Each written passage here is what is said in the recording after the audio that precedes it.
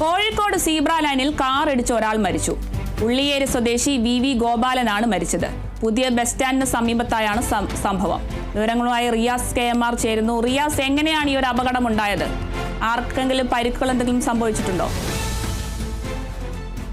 വളരെ ദാരുണമായൊരു അപകടം എന്ന് തന്നെ പറയാം. ഇന്ന് രാവിലെ 7:05 കൂടിയാണ് കോഴിക്കോട് പുതിയ ബസ് സ്റ്റാൻഡ് പരിസരത്ത് ഇത്തരത്തിലൊരു വാഹനാപകടം ഉണ്ടാകുന്നത്.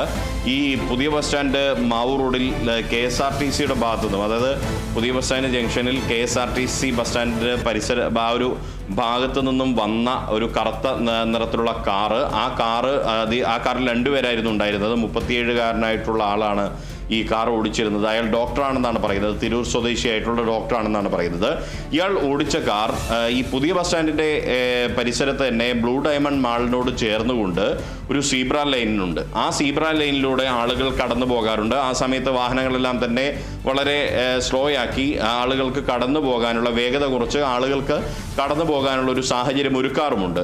പക്ഷേ ഇന്ന് രാവിലെ സംഭവിച്ചത് അതിവേഗതയിൽ വന്ന ഈ കാറ് ആദ്യം ഈ വി ഗോപാലൻ എന്ന് പറയുന്ന പാലോറമല സ്വദേശിയായിട്ടുള്ള ഉള്ളിയേരി പാലോറമല സ്വദേശിയായിട്ടുള്ള 72-കാരനെ കാൽനട യാത്രക്കാരനെ സീബ്ര ലൈനിലൂടെ അദ്ദേഹം കടന്നു പോകുന്നതിനിടെ ഇടിക്കുകയും ഒപ്പം തന്നെ തൊട്ടപ്പുറത്തുണ്ടായിരുന്ന ഈ ഗോപാലിന്റെ പിറകെ തന്നെ റോഡ് മുറിച്ച് കടക്കുകയായിരുന്ന സീബ്ര ലൈനിലൂടെ കടക്കുകയായിരുന്ന മറ്റൊരു സ്ത്രീയും ഇടിച്ചു പരിക്കേൽപ്പിച്ചു. മാത്രമല്ല 2 പേർക്കും ഗുരുതരമായി പരിക്കേറ്റു. അതിൽ വി ഗോപാലൻ മരിച്ചു. ഇപ്പോൾ ആ സ്ത്രീ എന്ന് പറയുന്നത് കൊയിലാണ്ടി സ്വദേശിനിയായിട്ടുള്ള സാജിദ എന്ന് പറയുന്ന 51-കാരിയാണ്. അവർ മകളുടെ മലപ്പുറത്തെ വീട്ടിലേക്ക് പോകുന്നതിനിടെയായിരുന്നു ഈ ഒരു അപകടം.